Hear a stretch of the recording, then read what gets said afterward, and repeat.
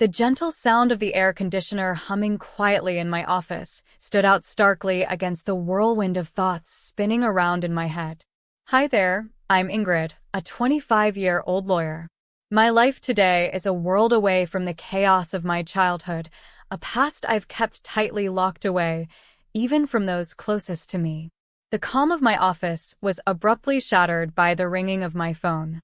Glancing at the screen, I saw an unfamiliar number, yet something about it sent a shiver down my spine, as if it held some ominous familiarity. With a hesitant hand, I answered, my voice a mix of professionalism and caution. Ingrid, it's your father, came the voice on the other end, trembling with a nervousness that only served to heighten my growing apprehension. A chill ran down my spine. It had been years since I last heard that voice, a voice that once meant safety and love, but had since become a symbol of betrayal and pain. Why are you calling me? I asked sharply, my words cutting through the silence that followed his introduction. I'm in trouble, Ingrid. Financially. I need your help, he said, his voice cracking slightly with desperation. His plea, no matter how sincere, ignited a fire of resentment within me. My help? Now you need me after all these years. I retorted, disbelief and anger dripping from my words. Yes, I wouldn't ask if it weren't serious. I'm really in a bind, he continued, desperation creeping into his voice. You stopped being my father a long time ago. You can't just call me now and expect me to help. I responded, my voice cold and unwavering. There was a pause on the line, heavy and laden with unspoken words. Ingrid, please. I'm still your dad, he said, a feeble attempt at rekindling a bond long extinguished. The word dad felt foreign on my tongue, almost jarring. A dad? You forfeited that title when you chose her over me, I said, the years of suppressed anger and hurt finding their way into my words. You're my daughter, I thought. He began, but I cut him off mid-sentence. You thought wrong. You made your choice years ago, and now I've made mine. His voice wavered between pleading and despair. Ingrid, I'm sorry. I just need this one favor. The word sorry echoed in my office, hollow and meaningless. Sorry doesn't change the past. I can't help you, I stated firmly, and with that, I hung up. My childhood, before I even hit double digits in age, was a time filled with love and laughter. Our small rented house was a sanctuary of joy, where my parents and I shared wonderful moments together. My mother, a beacon of kindness and joy, filled our days with warmth and our nights with stories and dreams. My father, once playful and caring, would spend evenings playing games with me or teaching me little tidbits about the world. But then, tragedy struck with the untimely death of my mother. The house that once echoed with laughter and love turned into a silent mausoleum of memories. Each corner held a stark reminder of her absence, and the loss was unbearable, not just for me, but for my father too, who had lost the love of his life. However, his grief seemed to fade quickly, much to my confusion and dismay. Within just a few months, he brought home Elsa, a woman who was meant to play a significant role in our lives. I remember the day he introduced her, a day that marked the end of my cherished childhood. Ingrid, this is Elsa. She's going to be staying with us, my father announced one evening, his voice devoid of the warmth I was so accustomed to. I looked up at her, searching for a hint of motherly warmth or friendliness, but found none. Her presence felt imposing, her gaze cold and calculating from the very first moment. I felt a shift in the atmosphere, a subtle change that filled me with an inexplicable sense of foreboding. "Hello, Ingrid," Elsa said, her voice smooth yet lacking genuine emotion. Her smile, instead of offering comfort, seemed to veil something darker beneath its surface. In the days that followed her arrival, the house felt different, as if the very walls were recoiling from her presence. The once cheerful memories of the past faded, replaced by a lingering unease that settled in every corner. I searched for something redeeming or kind about Elsa, but every look, every gesture seemed to be tinged with an unspoken animosity. It was evident she wasn't here to fill the void left by my mother, but to weave a new narrative, one in which I was an unwelcome part. As I observed her moving around our once happy home, I couldn't shake the feeling that her arrival heralded something ominous. The way she looked at me, with eyes that seemed to hide more than they revealed, did not bode well for the future. The days following Elsa's arrival felt like walking through a nightmare from which I couldn't awaken. The house, once filled with my mother's laughter and love, now felt cold and unwelcoming. Elsa's presence cast a shadow over everything, turning even the simplest daily routines into struggles. One morning, as I sat down for breakfast, I noticed my food tasted unusually salty. "Elsa, did you put too much salt in this?" I asked, my voice hesitant. "Oh, did I? It must have been a mistake." "Just eat it, Ingrid. Don't be so picky," she replied, her tone dismissive, almost mocking. Such incidents grew more frequent and spiteful. I recall finding my clothes ruined after laundry. "Elsa, my clothes are all faded. What happened?" I asked, holding up my once favorite dress, now discolored and unwearable. She glanced at it and shrugged nonchalantly. "Maybe the washing machine is acting up, or perhaps it's time you stop wearing such childish clothes." Feeling frustrated and helpless, I turned to my father, hoping he would see through her facade. "Dad, Elsa is ruining my things. She's always mean to me," I said one evening, my voice trembling with a mix of anger and sadness. His reaction was not what I had hoped for. "Ingrid, you're imagining things. Elsa is doing her best to fit into our family. Stop causing trouble," he said sternly, his words cutting deep. Each day became a battle, trying to navigate around Elsa's hostility and my father's indifference. The home that once felt like a sanctuary now felt like a prison. I started spending more time in my room, trying to escape the constant tension that hung in the air. Living in that house of horrors, I felt alone and misunderstood. The safety and happiness that once filled those walls were replaced by fear and anxiety. Every day, I longed for the past, for the times when my mother's smile was enough to light up the entire room, a stark contrast to the darkness that now lingered in every corner. Living with Elsa became a daily ordeal of evasion and endurance. Her hostility towards me escalated from verbal jabs to physical abuse, starting subtly with a pinch on my arm. The twisting pain in my stomach was a constant companion, always lurking in places easily concealed beneath my clothes. It was a sharp, cruel reminder of my helplessness in Elsa's presence. I developed strategies to avoid her, constantly alert to her whereabouts in the house. I would take long routes to my room or wait until she was occupied before daring to move around. Despite my efforts, there were times when she caught me off guard, and those moments always resulted in some form of pain. One day, while I was quietly reading in the living room, Elsa walked in and, for no apparent reason, pinched my arm hard, her nails digging into my skin. I winced in pain but bit back any cry of protest. She looked at me with a cold, triumphant smirk before walking away. During one of Grandma's rare visits, she noticed my cautious movements and the way I flinched whenever Elsa's voice echoed through the house. "Ingrid, is everything all right at home?" Grandma asked, her voice filled with concern. I looked at her, my heart aching to tell her the truth, but fear and the desire to protect her from worry held me back. "Yes, Grandma, everything's fine. Just a lot of schoolwork," I lied, offering her a forced smile. She seemed unsure but didn't press further.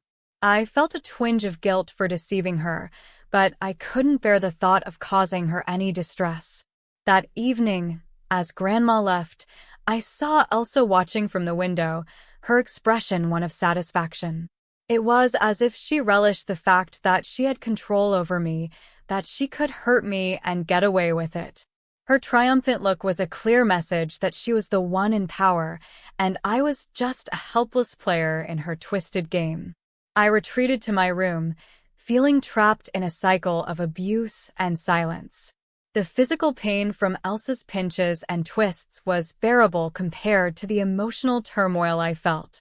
School became my sanctuary, a place where I could briefly escape the misery of my home life. But even there, the shadows of my struggles at home began to seep through. My teacher, Mrs. Thompson, a kind-hearted woman who always encouraged her students, started to notice changes in me.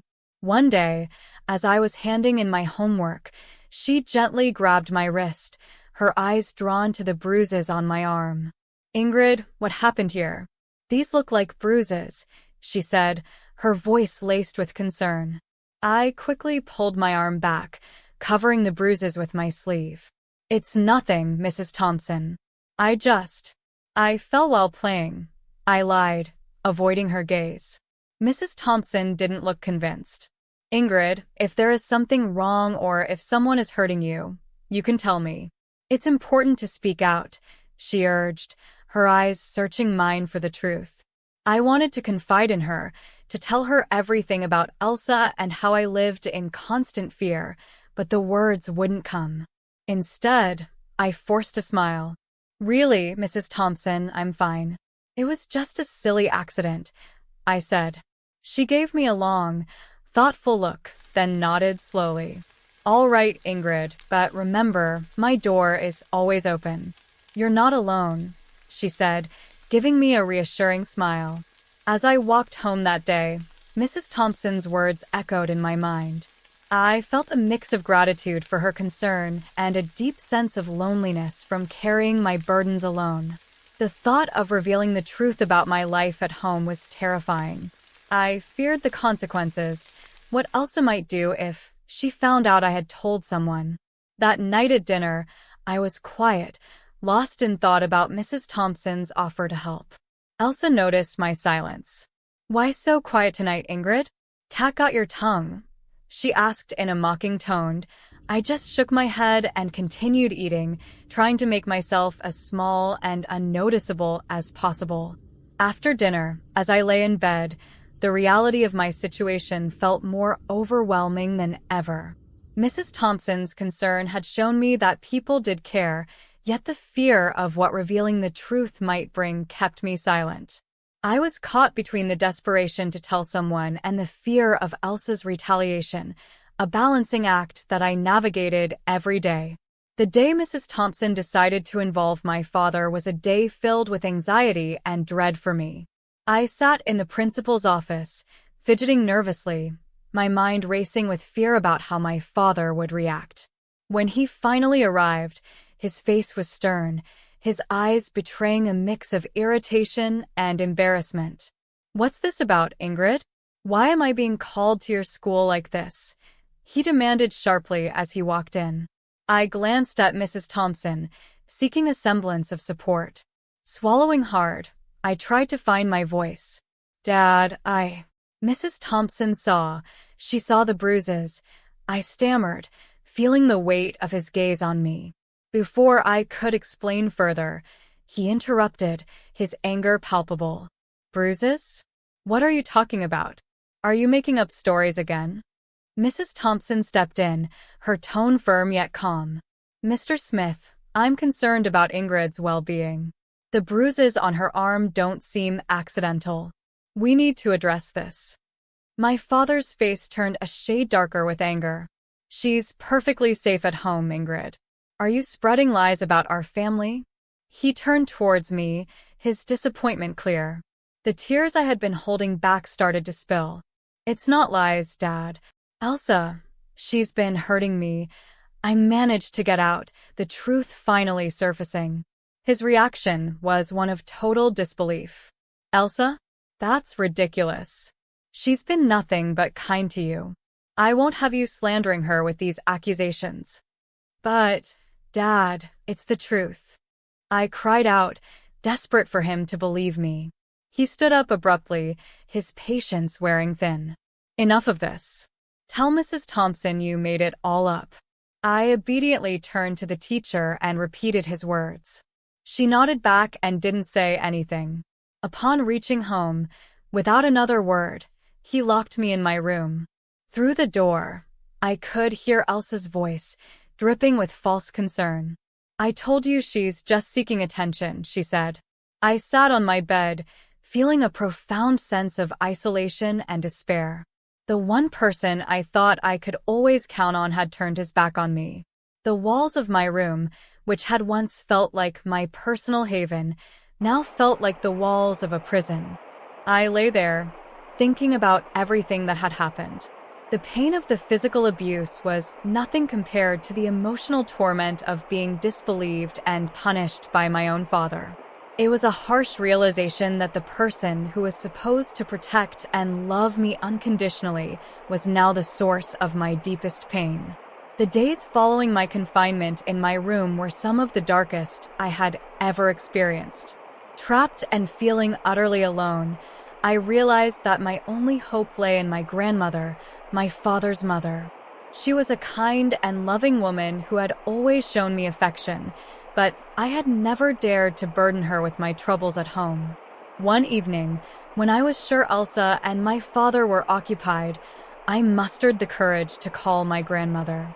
My hands were shaking as I dialed her number. "Hello," her familiar warm voice came through the phone. "Grandma, it's me, Ingrid," I said, trying to keep my voice steady. "Ingrid, my dear, how are you?" she asked, her tone filled with genuine care.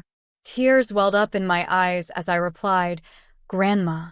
As I mustered the courage to reach out to my grandmother, I could feel the trembling in my hands. "I need help. Can I come and stay with you for a while?" There was a moment of silence on the other end. "What's wrong, Ingrid? Did something happen?" I took a deep breath, the words rushing out. "It's Elsa. She's been hurting me, and Dad won't believe me. I don't know what to do." I could hear the concern in her voice as she quickly responded, "Of course, my dear. You come right over. I'll take care of this." The next day, my grandmother arrived. She was a small woman, but her presence filled the room. She confronted my father with a strength that surprised me. "Gustav, I'm taking Ingrid with me. She's not safe here," she declared firmly. My father, taken aback, tried to protest. "Mom, you can't just take her. She's my daughter." "Your daughter whom you failed to protect," she countered sharply. "I won't stand by and watch her suffer." Elsa tried to intervene. "She's just a child making up stories. You can't believe her over us." Grandma turned to Elsa, her eyes steely. "I know a scared child when I see one. Ingrid is coming with me, and if you try to stop me, I'll take this matter to the authorities." My father, realizing he was defeated, didn't put up any further resistance. As I gathered my things, I saw Elsa's expression change from defiant to defeated. Leaving the house with my grandmother, I felt a weight lift off my shoulders. For the first time in months, I felt safe. The car ride to Grandma's was quiet, but her presence was comforting. Once we arrived, she turned to me and said, "You're safe now, Ingrid. You don't have to worry anymore." In my grandmother's house, I found the love and security that had been missing in my life. It was a haven where I could heal and regain my strength. The contrast between her nurturing home and the coldness of my father's house was stark. For the first time in a long while, I felt like I could breathe again, free from the fear and anxiety that had plagued me. Years passed since I left my father's house to live with my grandmother. Her home had been a sanctuary, a place of healing and love. But time, as it does, moved on, and with it brought another wave of change. My beloved grandmother passed away, leaving a void that seemed impossible to fill. At the funeral, my father and Elsa showed up, their faces a mix of feigned sorrow and poorly disguised eagerness. It was clear they were more interested in what they might gain from her passing than mourning her loss. After the funeral, as we gathered at my grandmother's house, Elsa wasted no time. "Well, Ingrid, I suppose you'll be finding a new place to live now. This house and everything in it belongs to your father now," she said, her voice tinged with a barely concealed glee. My father nodded in agreement, his eyes scanning the room as if already planning what to do with the house. I couldn't help but smile, a reaction that seemed to confuse them. "Actually, that's where you're wrong," I said, the confidence in my voice taking them by surprise. "What do you mean?" my father asked, his expression shifting to one of confusion. I took a deep breath, savoring the moment. Grandma left a will. She bequeathed the house and a substantial amount of money to me, I explained, watching as their expressions changed from confusion to shock. But you're just a child. I'm your father. I should be in charge of any inheritance you receive," my father stammered, his sense of entitlement clear. Elsa chimed in, her voice shrill. "Yes, until you come of age. Your father will manage your property." Good prospects. Their reactions were almost amusing. "You don't give a damn about me, so much that you didn't even wish me a happy birthday. I turned 18 a month ago. I'm legally an adult now.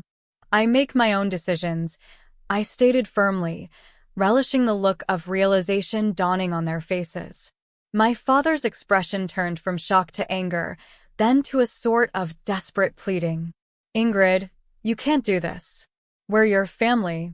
I looked at them, memories of my childhood flooding back. "You stopped being my family a long time ago," I said, my voice steady. Elsa stepped forward, her tone now begging. "At least let us stay in the house. We have nowhere else to go. We have not extended the lease of our house." I shook my head. "This is my house now. You'll need to find somewhere else." As they left, the weight of years of pain and neglect seemed to lift off my shoulders. I stood in the house that was now mine, a house filled with memories of my grandmother's love, and felt a sense of closure. The echoes of the past my father's call stirred remained.